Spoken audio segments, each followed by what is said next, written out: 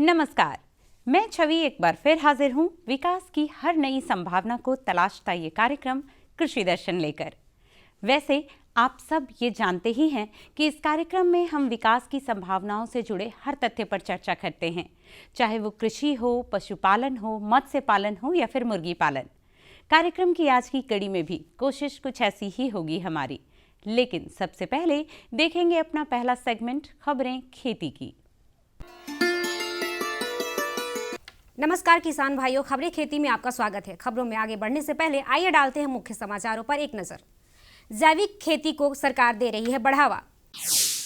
पशुओं को खुरपका मुंहपका रोग से बचाएं। एवं किसानों के लिए बेहद उपयोगी स्ट्रॉ रीपर मशीन।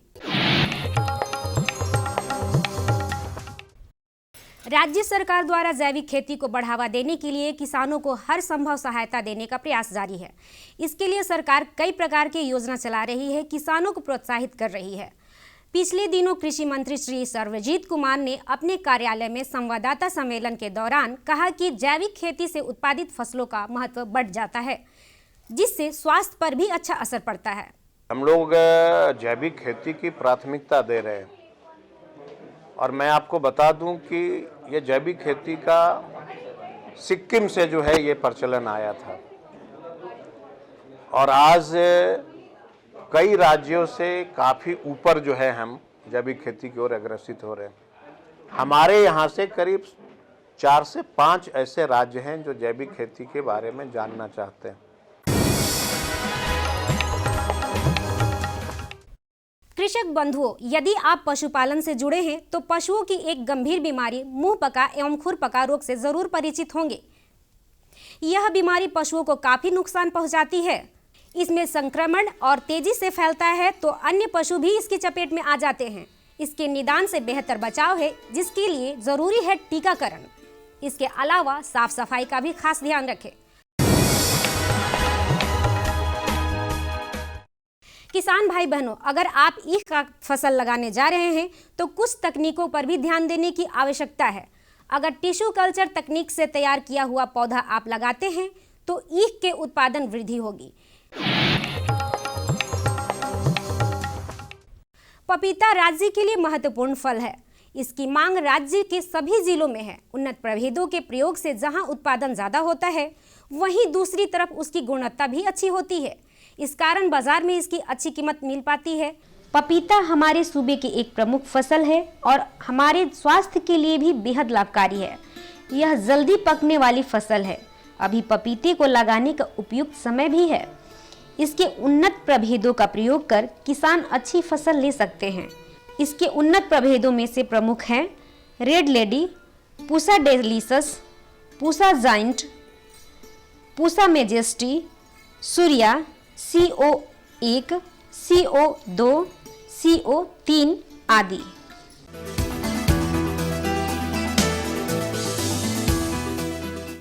सफलता की महत्वपूर्ण कड़ी में आज हमसे जुड़ रहे हैं ग्राम पटेरा प्रखंड भगवानपुर जिला वैशाली के प्रगतिशील किसान मुकेश कुमार मिश्र जी।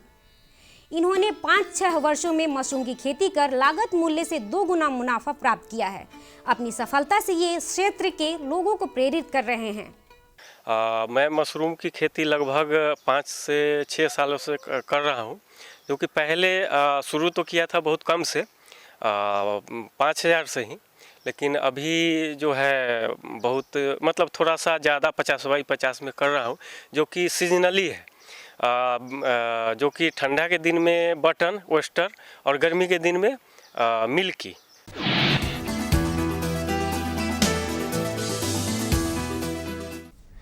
किसान भाई बहनों, फसल अवशेषों को काटने के लिए बाजार में कई कृषि उपकरण उपलब्ध हैं। स्ट्रॉ रीपर फसल अवशेषों को काटने में सबसे ज़्यादा प्रभावशाली कृषि उपकरण है। यह कृषि यंत्र एक साथ 3 तरह के काम करता है। इसमें काटना, थ्रेशिंग करना और पुआल साफ करना या भूसा बनाना शामिल है। इसका ट्रैक्टरों के साथ प्रयोग किया जाता है तो यह शानदार काम करता है और ईंधन की भी खपत कम होती है। अब जानते हैं आज का क्या है मंडी भाव। आइए चलते हैं मंडी की ओर बाकरगंज पटना, जहां जानेंगे अनाजों के ताजा भाव। सोनम चावल 4000 रुपये प्रति क्विंटल, मंसूरी चावल 3200 से 3500 रुपये प्रति क्विंटल, अरवा चावल 3000 से 3600 रुपये प्रति क्विंटल, अरवा बासमती 12000 से 14000 रुपये प्रति क्विंटल। अब समय है मौसम पूर्वानुमान का। मौसम विभाग से प्राप्त जानकारी के अनुसार कल राजधानी पटना का अधिकतम तापमान 29 डिग्री सेल्सियस एवं न्यूनतम तापमान 12 डिग्री सेल्सियस रहने की संभावना है।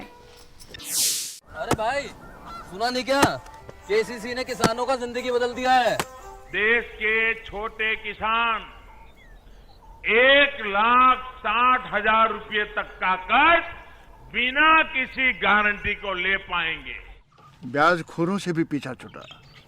मैं तो जैविक खेती का पूरा सामान मंगा लिया। केसीसी का भी कोई दबाव नहीं है। ब्याज चुकाने के लिए पूरा 1 साल मिलता है। समय पर भुगतान करने पर केवल 4% के सालाना ब्याज पे लोन मिल गया मुझे। अपना आधार कार्ड, लेटेस्ट फोटो और जमीन के कागजात लेके अप्लाई करो बस। और नामांकन भरने के लिए जेब भी ढीली नहीं करनी पड़ी।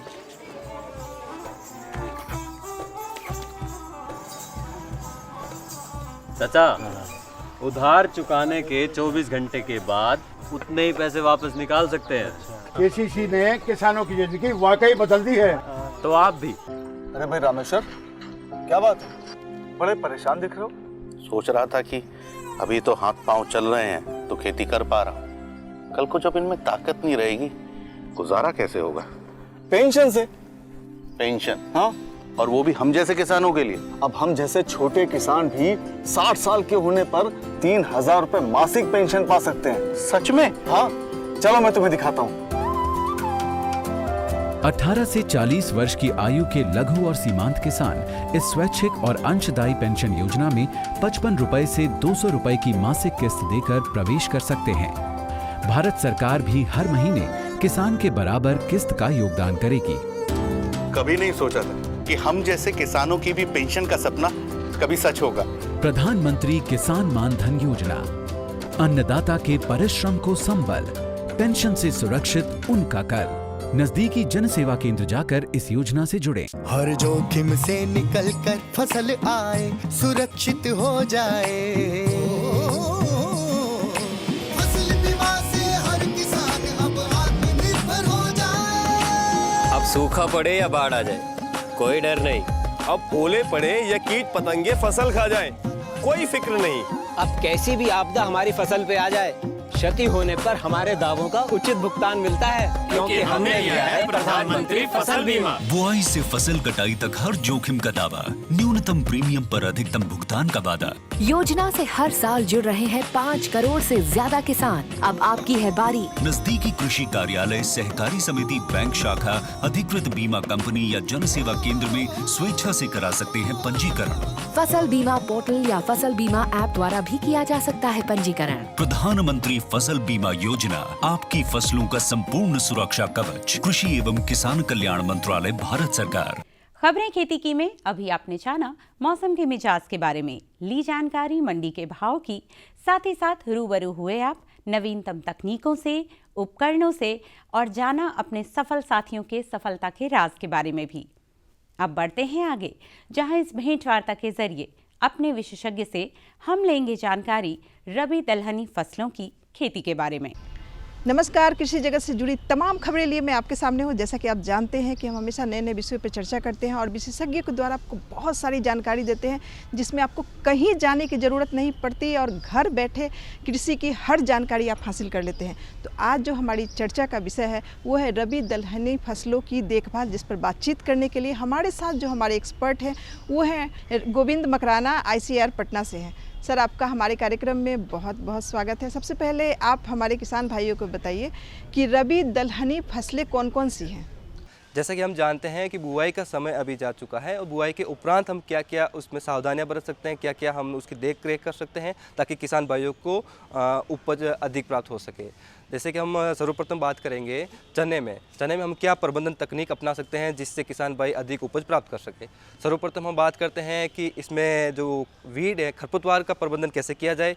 खरपतवार वो प्लांट होते हैं जो हम बोते नहीं, वो अनडिजायरेबल होते हैं, अपना आप उगाते हैं और वो हमारी उपज को बहुत हानि पहुंचाते हैं और उनका जो कंट्रोल मेजर्स हैं, सर्वप्रथम तो हम बुआई के समय ही पेंडेमिथलिन नामक का रसायन है उसका हम उपयोग करेंगे 750 ग्राम से 1 किलोग्राम प्रति हेक्टेयर की दर से, ताकि उस खरपतवार उगे ही नहीं और उगे तो शुरू में ही ख़त्म हो जाए। उसके उपरांत हम बात करते हैं हैंड वीडिंग, जो कि किसान भाई अपने निराई गुड़ाई करके कर सकते हैं। पहली जो निराई गुड़ाई चने में की जाती है वो 25 से 30 दिन के बाद की जाती है और उसके बाद सेकंड जो निराई गुड़ाई या जो हमारा वीडिंग का कार्य होता है वो 45 दिन के आसपास का रहता है और शुरू की 50 दिन की जो फसल की होती है वो वीड फ्री रहनी चाहिए ताकि किसान भाइयों को अधिक उपज प्राप्त हो सके। इसके बाद में हम बात करते हैं इसमें सिंचाई प्रबंधन की।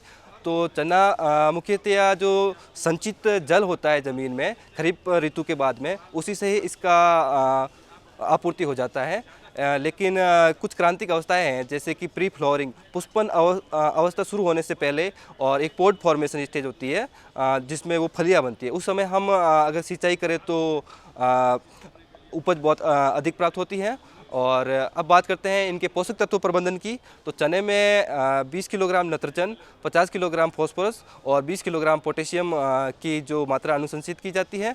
और इसके बाद हम बात करें तो इसमें कीट और रोग प्रबंधन की।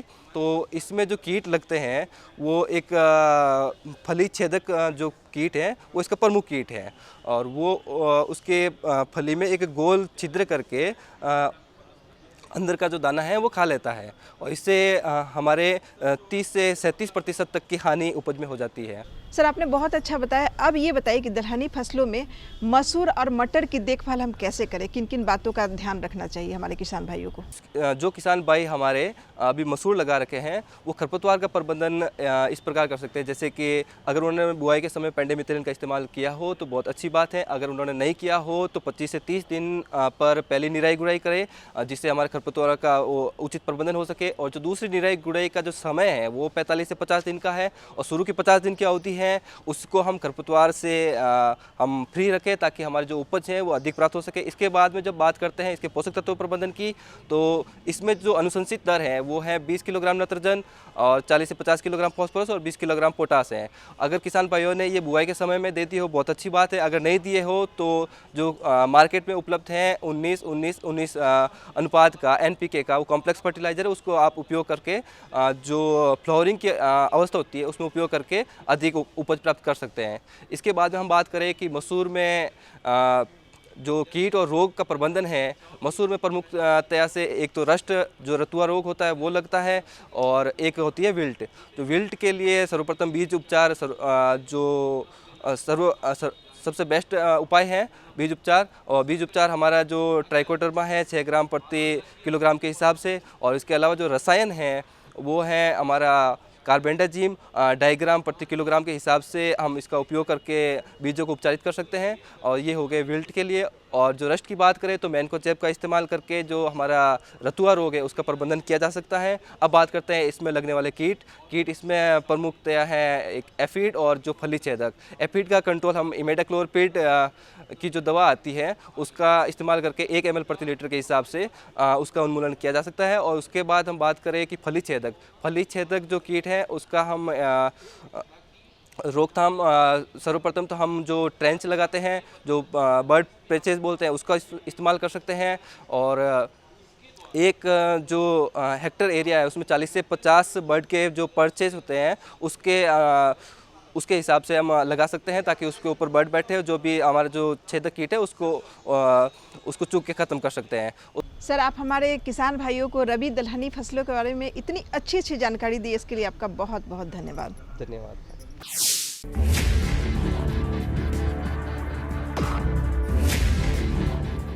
भोजन, जल और शुद्ध वातावरण हमारे जीवन का मुख्य आधार है और कृषि इसका मूल स्तंभ। पिछले 60 वर्षों में विज्ञान आधारित कृषि का व्यापक प्रसार हुआ है। साथ ही कृत्रिम संसाधनों के बढ़ते प्रयोग से कृषि की सतत क्षमता पर चिंताएं बढ़ी हैं। प्रधानमंत्री श्री नरेंद्र मोदी जी के दूरदर्शी नेतृत्व के अंतर्गत रसायन मुक्त जैविक खेती एक महत्वपूर्ण प्रयास है। रसायन मुक्त जैविक खेती को बढ़ावा देने के लिए 5 वर्ष पूर्व सरकार ने परंपरागत कृषि विकास योजना तथा उत्तर पूर्व भारत में जैविक मूल्य श्रृंखला योजनाएं आरंभ की। ऑर्गेनिक फार्मिंग को देश भर में बढ़ावा देने के लिए सरकार अनेक प्रयास कर रही है। इसके लिए परंपरागत कृषि विकास योजना के तहत काम किया जा रहा है। न सिर्फ ऑर्गेनिक फार्मिंग को बल दिया जा रहा है, बल्कि उसके लिए वैल्यू एडिशन और मार्केट की व्यवस्था भी की जा रही है। भारत सरकार एवं किसानों के सम्मिलित प्रयासों से आज देश के लगभग 36 लाख किसान 38 लाख हेक्टेयर क्षेत्र में जैविक खेती कर रहे हैं। इसके अतिरिक्त हमारे देश के अनेक ऐसे क्षेत्र हैं जहां आज भी पारंपरिक जैविक खेती हो रही है। इन पारंपरिक जैविक क्षेत्रों को जैविक प्रमाणीकरण सुलभ कराने हेतु पीजीएस के अंतर्गत लार्ज एरिया सर्टिफिकेट का प्रावधान किया गया है। इस प्रक्रिया की विशिष्टता ये है कि इसमें प्रमाणीकरण मात्र 2 से 3 महीनों में हो जाता है, जबकि सामान्य परिस्थितियों में इसमें 2 से 3 वर्ष का समय लगता है। अंडमान निकोबार केंद्र शासित प्रदेश के कार निकोबार एवं नैन काउरी द्वीप समूह देश के सर्वप्रथम ऐसे प्रमाणीकृत जैविक क्षेत्र हैं। अभी हाल ही में संपूर्ण लक्षद्वीप को जैविक खेती के रूप में प्रमाणित किया गया है। वर्ष 2016 में सिक्किम राज्य पूर्ण जैविक कृषि राज्य के रूप में प्रमाणित हो चुका है। सुदूर उत्तर में हिमालय श्रृंखला के बीच स्थित लद्दाख ने भी पूर्ण जैविक के लक्ष्य की ओर बढ़ना शुरू कर दिया है।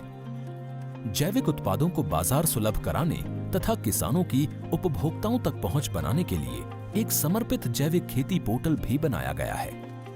जैविक खेती पोर्टल के जानकारी मंच और विपणन मंच के माध्यम से किसानों को उच्च गुणवत्ता उत्पादन तथा बाजार उपलब्ध कराया जा रहा है। आशा है देश के सभी राज्य अपने जैविक क्षेत्रों का विस्तार करेंगे और देश में जैविक कृषि क्रांति को मजबूत करने में योगदान देंगे। जैविक उत्पादों की देश और विदेशों में बढ़ती मांग तथा जैविक उत्पादों का बढ़ता बाजार, किसानों की उपभोक्ताओं तक पहुंच तथा जैविक एफपीओ द्वारा जैविक कृषि व्यापार में भागीदारी हमारे किसानों को अपनी आय बढ़ाने का अवसर दे रहा है।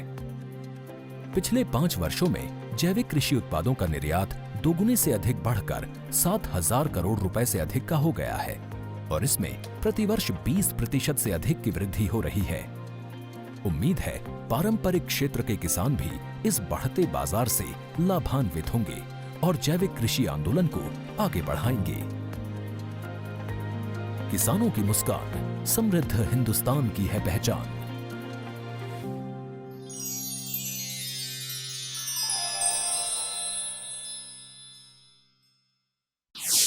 जानकारियों का सिलसिला थमा नहीं है। बारी है एक और साक्षात्कार की, जहां हमारे विशेषज्ञ कर रहे हैं इंतजार और वो हमें देंगे जानकारी पशुओं में टीकाकरण के महत्व के बारे में। किसान बंधुओं नमस्कार। इंसानों की तरह पशुओं को भी कई तरह के बीमारी हो जाते हैं। इससे बचाव के लिए ये ज़रूरी है कि समय समय पर पशुओं को टीकाकरण कराया जाए।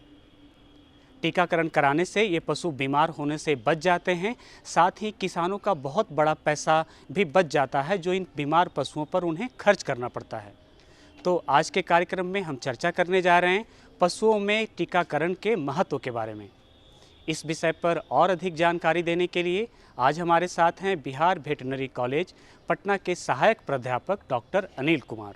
सर, आज के कार्यक्रम में मैं आपका बहुत बहुत स्वागत करता हूं। सर, अमूमन हमारे किसान ये सोचते हैं कि उनका पशु स्वस्थ है, ठीक है, तो क्यों टीकाकरण कराएं या क्यों टीका लगाएं। ऐसे में उन्हें क्यों जानना चाहिए कि टीकाकरण उन्हें करवाना चाहिए? जैसा कि पशुपालक भाई जितने जानते हैं कि आजकल पशुओं में टीकाकरण का क्या महत्व है। शायद नहीं, बहुत सारे सुदूर ग्रामीण क्षेत्रों में जो भी किसान भाई हैं उन तक वो नहीं जानते हैं कि इसकी क्या महत्ता है।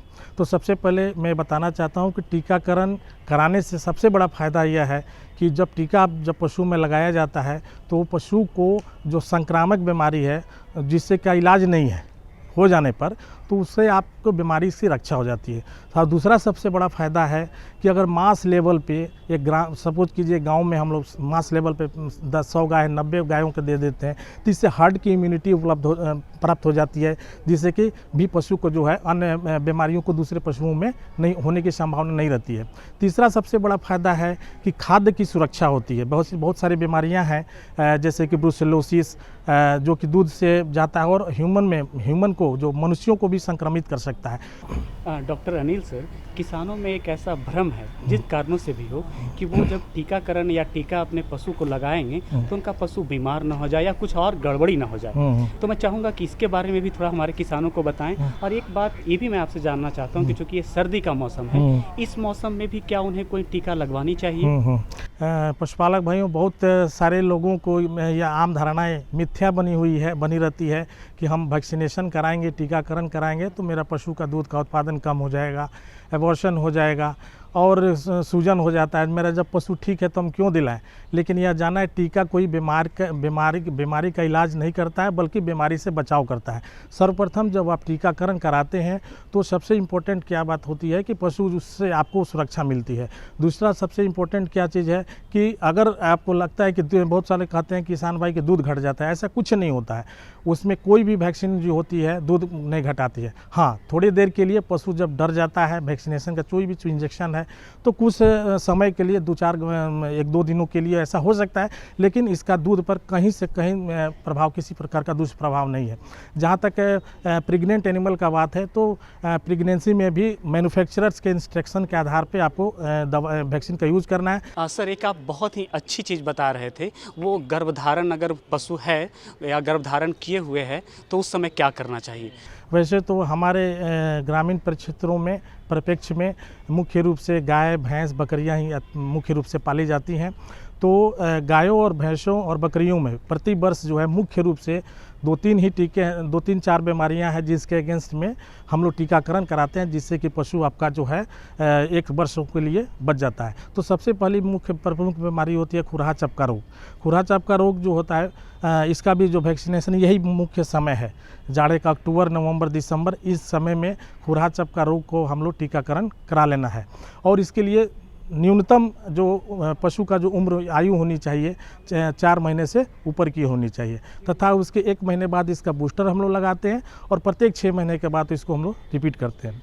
दूसरी एक बीमारी है एक गलाघोटू और लंगड़िया रोग जिसको कहते हैं, तो इसका आप कंबाइंड रूप में वैक्सीन मिलता है और इसको भी हम लोग 6 माह की उम्र पे हम लोग देते हैं और प्रति वर्ष इसको हम लोग देते हैं। सबसे इम्पोर्टेंट चीज़ ये है कि एचएस और बीक्यू की जो वैक्सीनेशन शुरुआत करनी चाहिए बरसात के पहले, क्योंकि इन 2 बीमारियों का आक्रमण जो होता है बरसात के सीज़न में बहुत ज़्यादा होता है।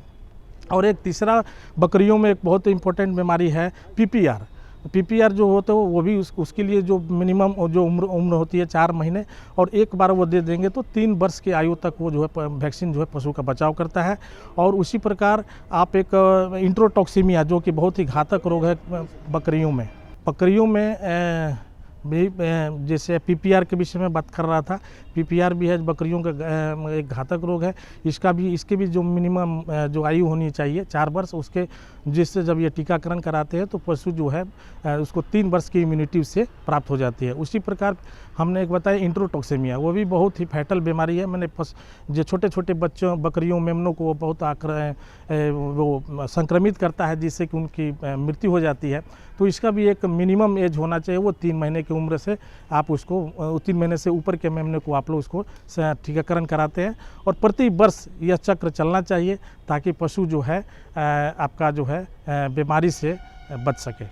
सर, अभी लंपी एक बहुत ही ज़्यादा संक्रामक तौर पे चला हुआ है, हमारे किसानों को उसका टीकाकरण कब कराना है उसके बारे में बताएं।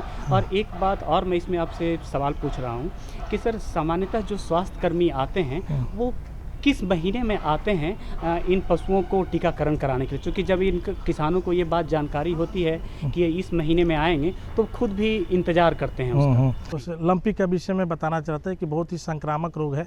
अभी ये जो पूरे बिहार में और अन्य राज्यों में विकराल रूप में फैला हुआ था, और अभी भी कहीं कहीं बीमारियां जो है ये मुख्य बीमारी जो है पॉक्स वायरस के फैमिली से आता है, और इसमें शरीर पे लंप बन जाते हैं, गांठ बन जाते हैं, और इसका मुंह संचरण का जो माध्यम है मच्छर जो काटता है उसके कारण से ये फैलता है बीमारी। तो इस बीमारी का अभी तक इलाज नहीं ढूंढा जा सका, चूँकि हम लोग लक्षण के आधार पर ही उसका इलाज करते हैं। तो अभी हमारे साइंटिस्टों ने, वैज्ञानिकों ने लंपी प्रोवैक के नाम से टीका उपलब्ध बनाया है, और जिसको कि हम लोग अभी यूज़ कर रहे हैं। इसके अलावा अब जब ये वैक्सीन नहीं बना था तो गोट पॉक्स जो होता है, बकरियों में जो पॉक्स की बीमारी होती है, उसी भी वैक्सीन को हम लोग यूज़ करते हैं, जिससे कि पशुओं में क्रॉस प्रोटेक्शन मतलब उसके अनुसार नहीं रहता, लेकिन कुछ हद तक मिलता जुलता है, जिससे कि वो गायों में बड़े जानवर पशुओं को जो है इस बीमारी से बचाव कराती है। सर, आज आप कार्यक्रम में आए और विषय पर बहुत ही अच्छी जानकारी दी, किसानों के लिए बहुत ही उपयोगी जानकारी दी, इसके लिए बहुत बहुत धन्यवाद। धन्यवाद। ऐसी ही और भी जानकारियां, नए विषय और नए विशेषज्ञों को लेकर होंगे फिर हाजिर कार्यक्रम की अगली कड़ी में। तब तक के लिए रखिए अपना और अपनों का ख्याल और दीजिए इजाजत। नमस्कार।